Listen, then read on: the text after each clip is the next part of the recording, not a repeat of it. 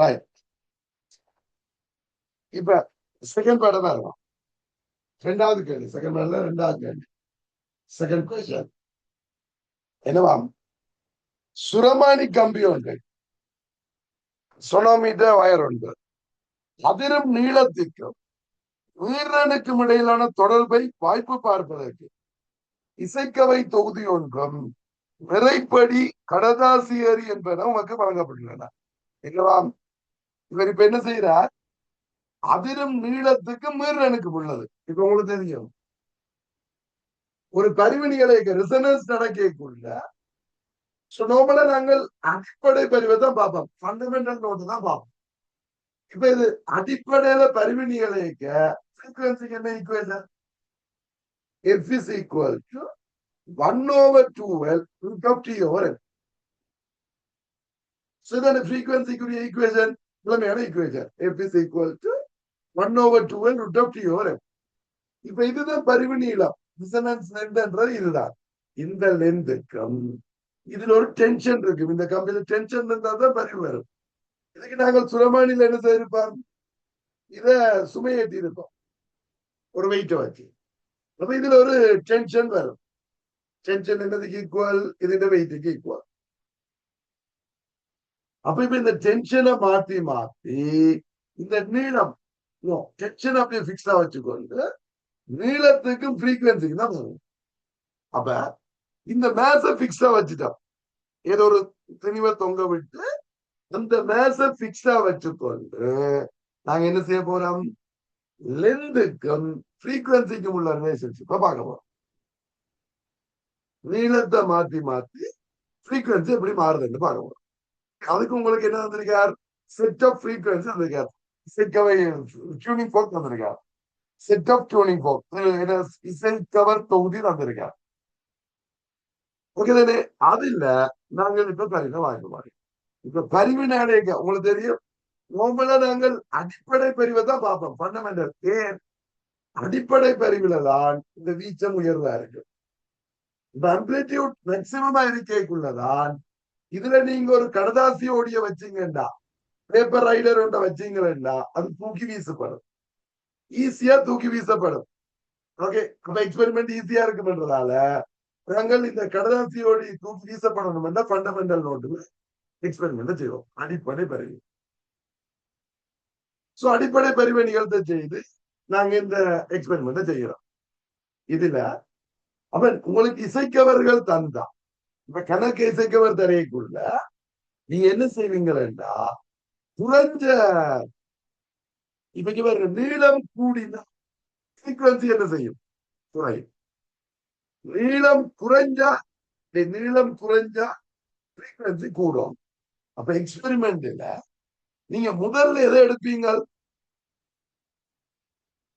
இப்ப குறைஞ்ச நீளத்துக்கு தான் முதல் செய்வீங்களே. அப்ப கொஞ்சம் கொஞ்சமா நீளத்தை என்ன செய்து கொண்டு போகலாம்? கூட்டி கொண்டு போகலாம். இப்ப முதல்ல என்ன செய்வீங்கன்னா, டியூனிங் போக்க இறங்கு வரிசையில எடுக்குவீங்க. இசைக்கவர்கள் இறங்கு வரிசையில எடுக்குவீங்க, செண்டிங் ஆர்டர்ல வச்சுட்டு. முதல்ல பெரிய சீக்வன்சிக்கு பரிவு நீளத்தை கண்டுபிடிப்பீங்க. இப்ப இந்த பரிவு நீளத்தை கண்டுபிடிக்கிற எக்ஸ்பெரிமெண்ட் நாங்க பார்த்திருக்கோம். இப்படி இந்த ரெண்டு பாலங்களுக்கு இடையில சுரமானில ரெண்டு மேல பாலம் இருக்கு. அந்த பாலங்களுக்கு இடப்பட்ட தூரத்தை கிட்ட வச்சு அது இந்த நடுவுல கடதாசி ஓடிய வச்சுட்டு அதுல செய்து என்ன செய்வீங்க? இன்க்ரீஸ் பண்ணி கொண்டு போவீங்க. இந்த கடதாசி ஓடி தூக்கி வீச பிறகு இதை அதிகரிச்சு கொண்டு போவீங்க. அந்த கேள்வியில இருக்கு, நாங்கள் ஆன்சர் எழுதுவோம்.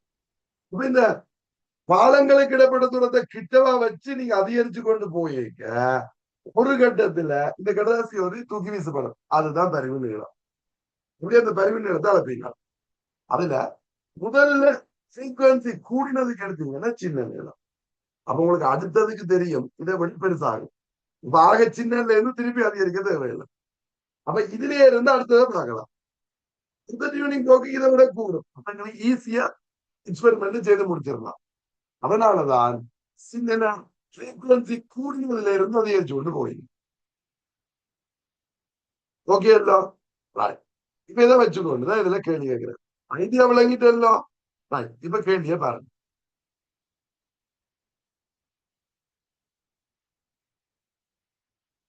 இந்த கையில கூட எல்லாம் ஆன்சர் எழுதுற மாதிரி தான் தந்திருக்காரு. கால்குலேஷன் எல்லாம் தராம எல்லாத்துக்குமே ஆன்சர் எழுதுற மாதிரி தந்திருக்காரு. அதான் அந்த ஆன்சர் எழுத தெரியணும் உங்களுக்கு. முதலாவது கேள்வியே பாருங்க. ஏ பாட்டு என்னவாம்? சுரமானி கம்பியில் தோன்றும் விலையின் வகையும் வகையை தருக. இந்த சுரமானி கம்பியில உருவாகிற அலை. இந்த வேவ்ன்ற டைப் என்னன்னு கேட்கிறார். சுரமானி கம்பி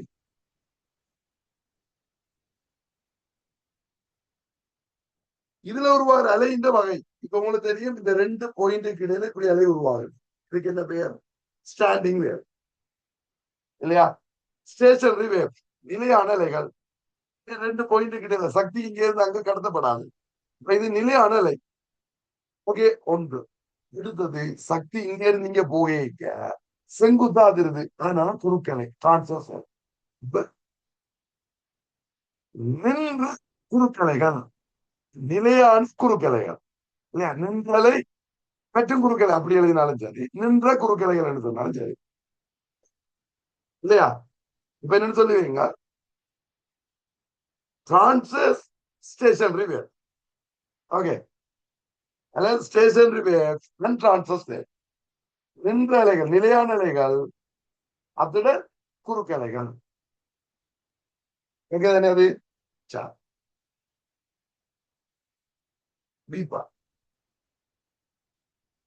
இக்கம்பியில் உருவாகும் அலையின் கதி வீர்க்கான கோவையை தரப்பட்டுள்ள கணியங்கள் சார்பில் தருகை. என்னென்ன கணியம் தந்திருக்கார்? தரப்பட்ட கணியத்தை பாருங்க. கதி வி எழுதுவானும். உங்களுக்கு ஒன்றையுமே தர இல்லையா? இல்லையா? எம் மட்டும் தான் தந்திருக்கார். அலகு நிலத்திலையும் தந்திருக்கார். சிம்பிளா தொங்க விட்டது கேபிட்டல். இதுல தொங்க விட்டது கேபிட்டல் எம் வேண்டா. இதுவே என்ன? எம்ஜி. இது இந்த மேத்ஸ் பை யூனிட்ல அலகு நீளத்திலையும் சிம்பிள் எம் வந்திருக்கார். அப்ப என்ன போடுவீங்க? E is equal to root of T over N. T க்கு பதிலா என்ன போடுவோம்? mg over N. இதன் தரப்பட்ட கணியங்கள் போவேன். நீங்க root of T over N எழுதினீங்கன்னா T தரையில.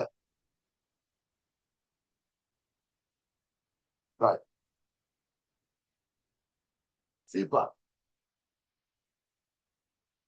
இப்பரிசோதனையில் அடிப்படை பரிவில் கம்பி அதிர்கின்ற போது கம்பியின் நீளம் L எனவும் இசைக்கவரின் அதிர்வெண் F எனவும் தரப்படும். இந்த length of the resonance length frequency அப்படின்னா வி எல்லின் சார்பில் காட்டுங்க. இத அதிர்வெண்ணுக்கான கோவையை அதிர்வெண்ணிற்கான கோவையை வீக்கமேல் சார்பில் காட்ட முடியும். சார்பில் பெற்று காட்டுக. எடுத்துக்காட்டு சொல்லி கேட்கிறார். அப்ப என்ன செய்வோம்? தெரியும் லம்டா பை 2 சமன். இப்ப லம்டா சமன் என்ன? 2. இனி வி சமன் எஃப் லம்டா நீங்க பக்கத்திலே எழுதலாம். வி சமன் எஃப் லம்டா போட வி தான். வி சமன் எஃப் இன்டு 2. இப்படியே விடக்கூடாது. எஃப்கான கோவையை தான் எழுதுக்காண்டு அதுக்கு சொல்லலாம். அப்ப எஃப் சமன் வி பை 2.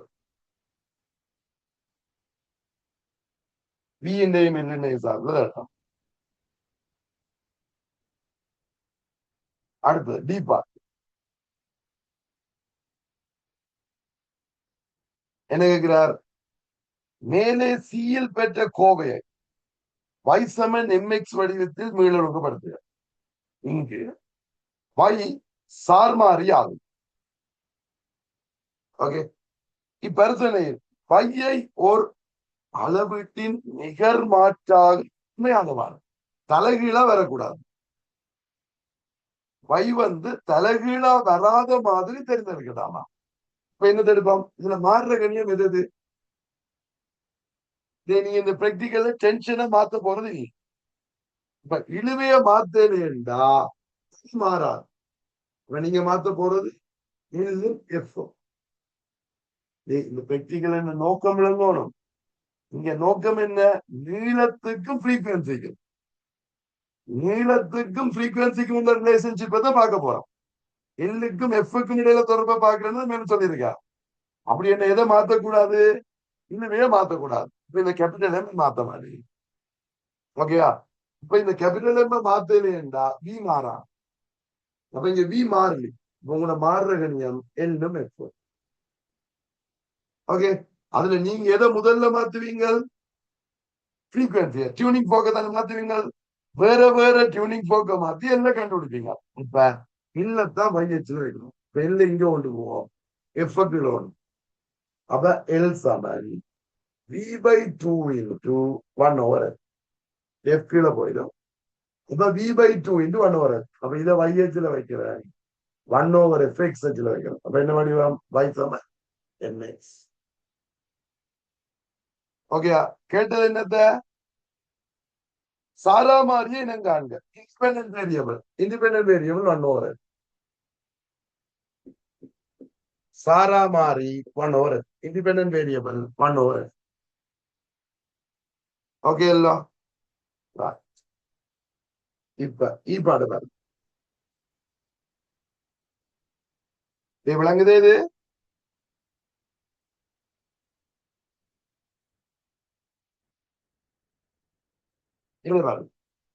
நீர் இப்பரிசோதனையை முதலில் மிகப்பெரிய மீறல் உள்ள இசைக்கவையுடன் அல்லது மிகச்சிறிய மீறல் இசைக்கவிட ஆரம்பிப்பேன். காரணம் தருங்க. இப்ப நீங்க சின்ன செலக்ட் பண்ணுவீங்களா பெருசா செலக்ட் பண்ணுவீங்களான்னு கேட்கிறேன். அதுக்கு ரீசன் கேட்கிறேன். நான் உங்களுக்கு ஒன்று சொல்லிட்டேன். என்னது? முதல்ல பெருசு எடுப்பீங்களே, அப்பதான் லென்த் குறைவா இருக்கு போடும் அனைவரும். அது ரெண்டு கேள்வி கேட்கிறேன். அளவீட்டிற்காக அன்றி செய்யப்படும் செயல்முறையில் அமைப்பு. நான் சொன்னது எதுக்கு? அளவீட்டுக்கு. முதல்ல பெருசு எடுப்பாங்க. இப்போ அளவீட்டுக்கு இல்லாம செய்யப்படும் செய்முறைக்கு ஏற்ற மாதிரி எதை எடுப்பீங்கன்னு கேட்கிறேன். இது கொஞ்சம் சிக்கல் தான் உங்களுக்கு யோசிக்கிறவங்க. என்ன பிராக்டிக்கல் செய்யற மெதட்டை வச்சுக்கொண்டு எதை எடுப்பீங்கன்னு கேட்கிறேன்.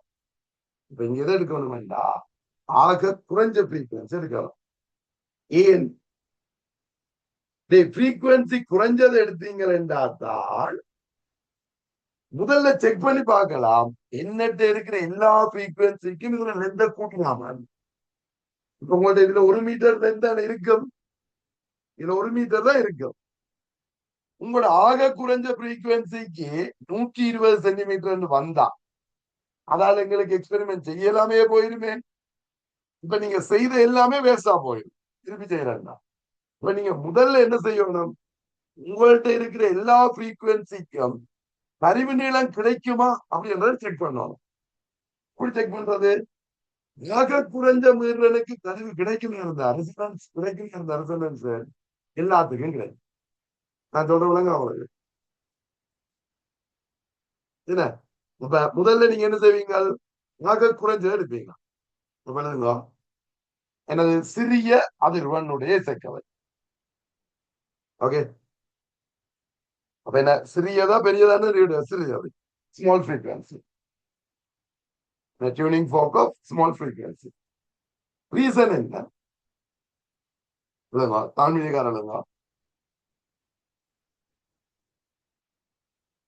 எல்லா இசைக்கவைகளுக்கும்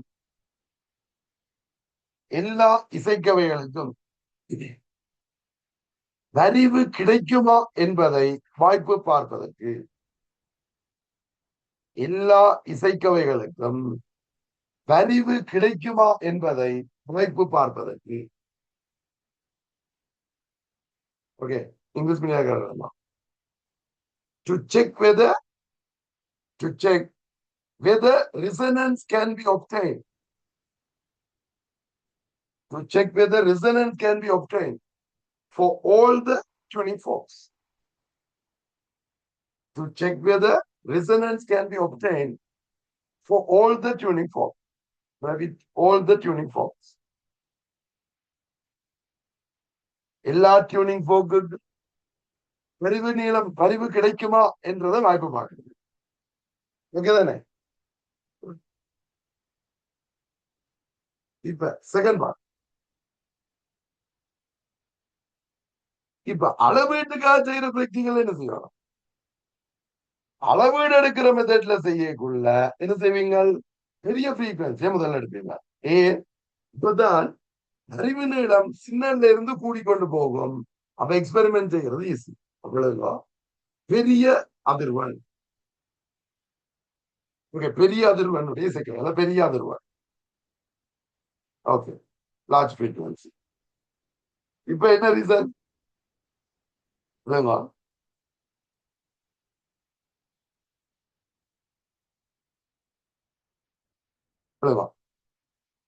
இசைக்கவையின் மீறல்,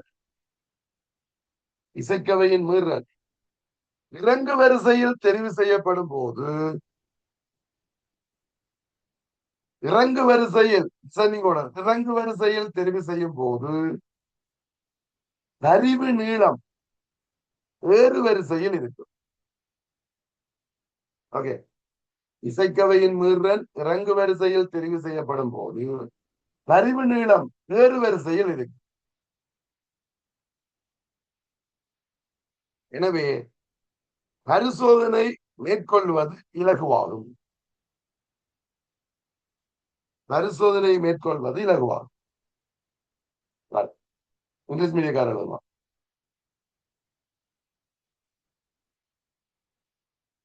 when selecting the tuning forks, when selecting the tuning forks in descending order, when selecting the tuning fork in descending order,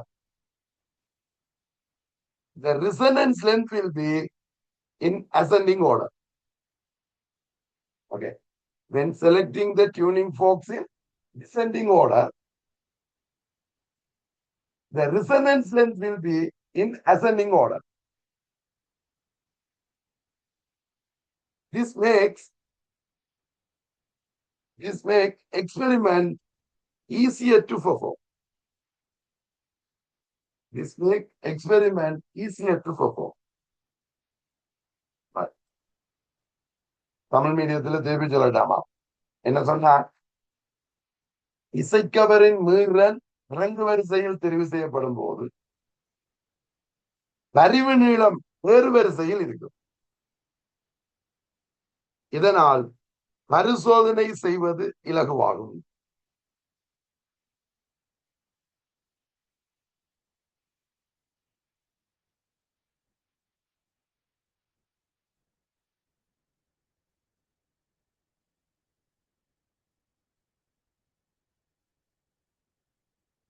Right. F1. என்னவா? பகுதி ஒன்றிற்கு அவசியமான இசைக்கவை தரப்பட்டுள்ளது.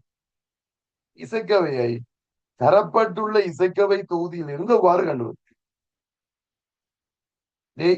ஒன்றுக்கு என்று கேட்டுக்கிறாக்கா? இங்கிலீஷ் மீடியத்தில் என்னன்னு கேட்டுக்கிறாங்க? ஒன்றுன்றது ஒன்றுல நாங்க என்ன எடுத்துனாங்க? ஃப்ரீக்வன்சி குறைவா இருந்தது. குறைஞ்ச ஃப்ரீக்வன்சியை செலக்ட் பண்ணணும். ஃப்ரீக்வன்சி குறையணும்டா டியூனிங் ஃபோர்க் லென்த் என்ன செய்யணும்? இப்ப என்ன சொல்லுவீங்க? நீளமான இசைக்கவையை தெரிவு செய்வதன் மூலம், நீளமான இசைக்கவையை தெரிவு செய்வதன் மூலம், by selecting the longest tuning fork, நீளமான இசைக்கவையை தெரிவு செய்வதன் மூலம், by selecting the longest tuning fork.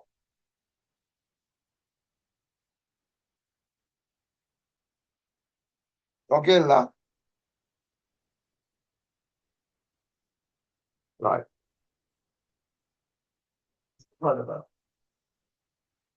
இசைக்கவை நீளம் கூடிய இதே கேள்வி இப்படி கேட்கலாம். இந்த கேள்வியை கேட்க போறாங்க வேற மாதிரி கேட்பார்.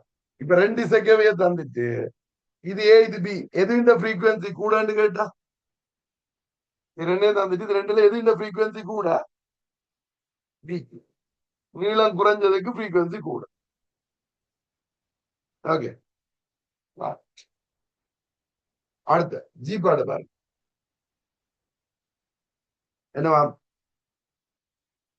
இப்பரிசோதனையில் ஏனைய மேற்றொடிகளிலும் பார்க்க அடிப்படை பரிவு விரும்பத்தக்கது. காரணம் யார்? ஃபண்டமெண்டல் நோட்ல நாங்கள் எக்ஸ்பெரிமெண்ட் எடுக்கிறது நல்லது. இது என்ன ரீசன் கேட்கிறேன்? ஏன் நாங்க ஃபண்டமெண்டல் செலக்ட் பண்றோம்? அதை நான் அப்போ சொல்லிட்டேன். என்னது வீச்சம் உயர்வு எல்லாம் ஃபண்டமெண்டல் அடிப்படை பிரிவுலாம் வீச்சம் உயர்வு. இப்ப எங்களுக்கு ஈஸியா கடதாசியோடி தூக்கி வீசப்படும். அப்ப எங்களுக்கு பரிவை கண்டுபிடிக்கிறது ஈஸி. ஓகே, அப்ப தமிழ் மீடியக்காரர்கள்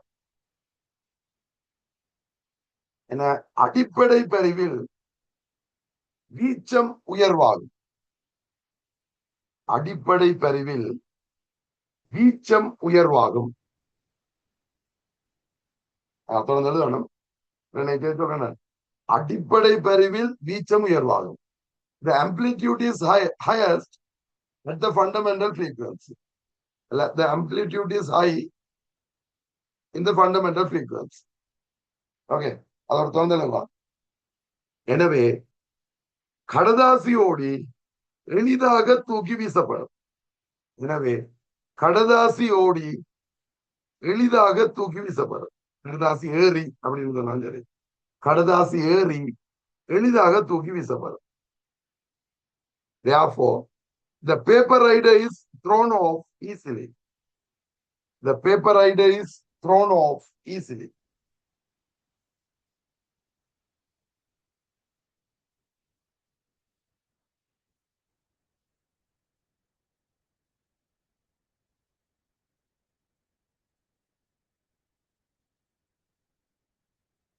ஒருத்தன் எஃப் ஆன்சர் சொல்லட்டான்.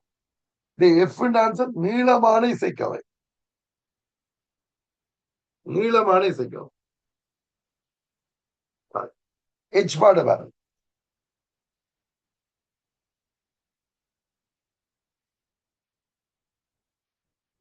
மேலே ஒன்றில் செய்முறையில் அவர் எடுத்துக்கொண்ட இசைக்கவைக்கு பரிவு நீளம் பெறப்பட முடியவில்லை. ஒன்றுல சின்ன நெல் எடுத்தவர் மேக்சிமம் நீளம் அது கிடைக்கல. இப்ப என்ன செய்யலாம்? பரிவு நீளம் கிடைக்கல, இதை விட கூட நீளம் தேவைப்படுது. நான் சொன்ன மாதிரி 1 மீட்டர் எக்ஸ்பெரிமெண்ட்டுக்கு 120 தேவைப்படுது, கிடைக்காது. இப்ப என்ன செய்யறது? இப்ப ஃப்ரீக்வன்சி என்ன equation? 1/12 root of t over n. அப்ப இந்த ஃப்ரீக்வன்சிக்கு நீளத்தை குறைக்கணும். பரிவு நீளத்தை குறைக்கணும். நீங்க என்ன செய்வீங்க? டென்ஷனை குறைப்பீங்க. அப்ப என்ன செய்வீங்க? நீ டென்ஷனை குறைக்கிறதுக்கு என்ன வழி? இந்த தொங்க விட திணிவை குறைப்பீங்க. ஓகே, இப்ப என்ன சொல்லுவீங்க? இலையில் தொங்க விடப்பட்டுள்ள திணிவை குறைத்தல். இலையில் தொங்க விடப்பட்டுள்ள திணிவை குறைத்தல். Reduce the mass suspended from the string. Reduce the mass suspended from the string. இலையில் தொங்கவிடப்பட்ட திணிவை குறைத்தல்.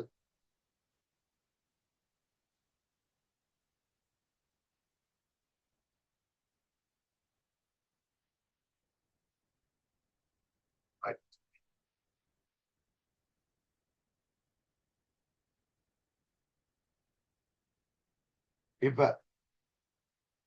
மேலே பகுதி E2க்கான செய்முறையை விரிவாக தருக. ரெண்டாவது அளவீடு எடுக்கிற செய்முறையை தரட்டாமா. அதை சிம்பிளாவே கேட்டிருக்கலாம். இறங்கு வரிசையில் எடுக்கிறத பத்தி கேட்கல. அளவீடு லென்த் ரிசனன்ஸ் கண்டுபிடிக்கிற விதத்தை தரட்டாமா.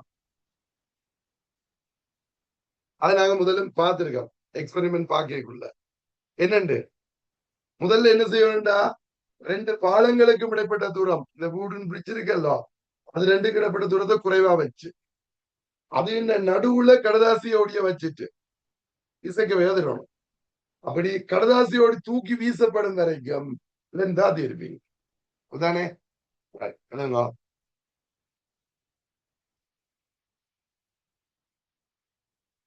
தமிழ் மீடியக்காரர்களுக்கு முதல்ல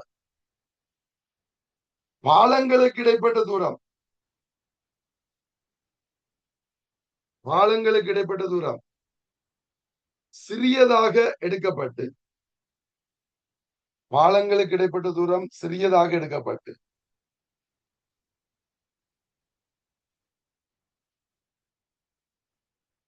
பாலங்களுக்கு நடுவில், பாலங்களுக்கு நடுவில் சுரமானி கம்பியில் கடதாசி ஏரியை வைத்து,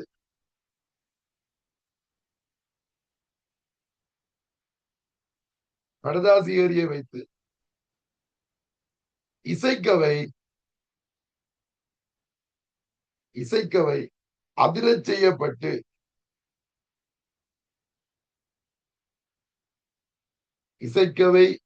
செய்யப்பட்டு சுரமானிப்பட்டி மீது வைக்கப்படும். ஓகே, எனது பாலங்களுக்கு இடைப்பட்ட தூரம் சிறியதாக கொண்டு வரப்பட்டு பாலங்களுக்கு நடுவில் சுரமானி கம்பி மீது கடதாசி ஏறிய வைத்து இசைக்கவை அதிரச் செய்யப்பட்டு சுரமானிப்பட்டி மீது வைக்கப்படும். ஓகே, தொடர்ந்துங்க. கடதாசி ஏறி தூக்கி வீசப்படும் வரை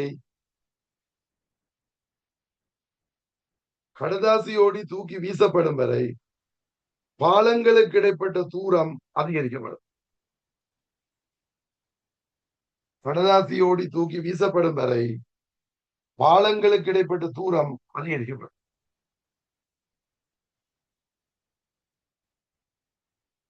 ஓகே, ரைட். இங்கிலீஷ் மீடியக்காரர்கள் ஒரு ஆள் கேக்குது, இழுவை குறைஞ்சா எப்படி கூடுமே இந்த ஈக்குவேஷனுக்கார நீங்க மேல குறைஞ்சா கீழையும் குறையும். இங்கிலீஷ் மீடியக்காரங்க arrange the bridges, the wooden bridges, to have a small distance between them. Arrange the bridges to have a small distance between them.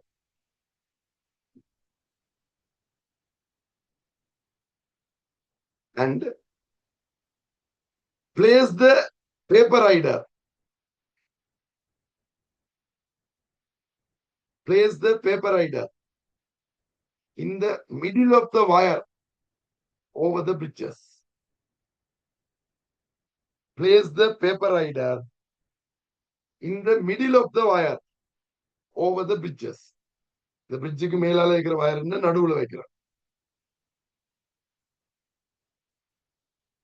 Vibrate the tuning fork. Vibrate the tuning fork and place it on the sonometer box. Vibrate the tuning fork and place it on the sonometer box.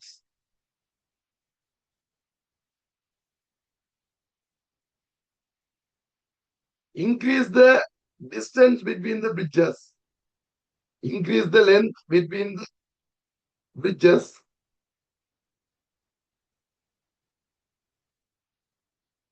until the rider thrown off. Until the paper rider thrown off.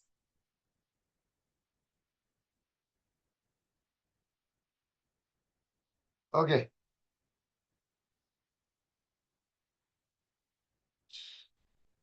அடுத்த கேள்வி பாருங்களா.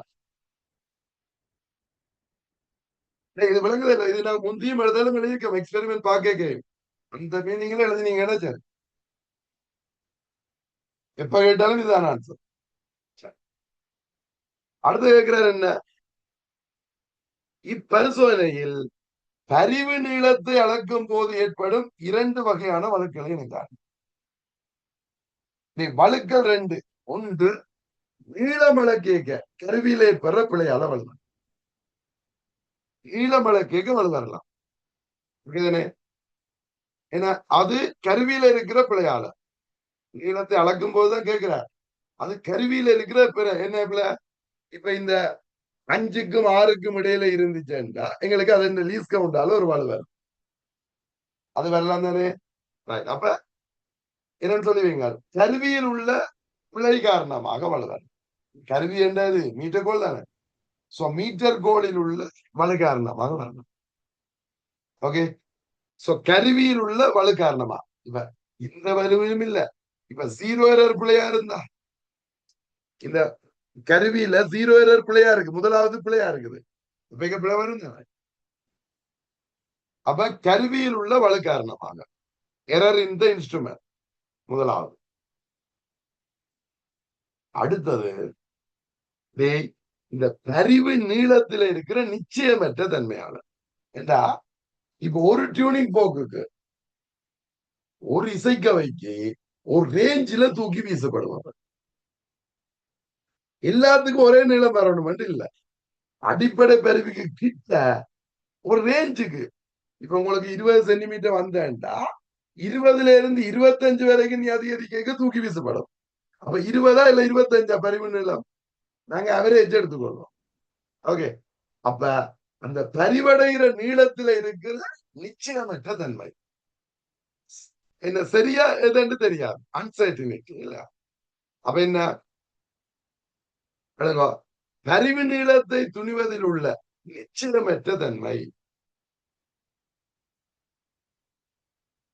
பரிவு நீளத்தை துணிவதில் உள்ள நிச்சயமற்ற தன்மை. எது பரிவு நீளம் என்றதை கண்டுபிடிக்க இயலாத. Okay okay. Uncertainty in determining the resonance length. Uncertainty in determining resonance length. Resonance length துணிகிறதுல உள்ள எனது உறுதியற்றதன் எழுமாற்று வலுன்னு சொல்லலாம். அதான் கருவியில எழுமாற்று வலுன்னு சொல்லலாம். நீளமலை கேட்க வரவன் அப்படின்னு சொல்லலாம். எழுமாற்று வலு நீளமலை கேட்க எழுமாற்று வலு வரலாமே. மாறி வாசிக்கிறது அதுக்கும் வரலாம். அல்லது நீளமலை கேட்க இடம் மாறு தோற்ற வலு வரலாம். ஓகே அப்படியும் சொல்லலாம். இதுதான் இந்த 2வது கேள்வி.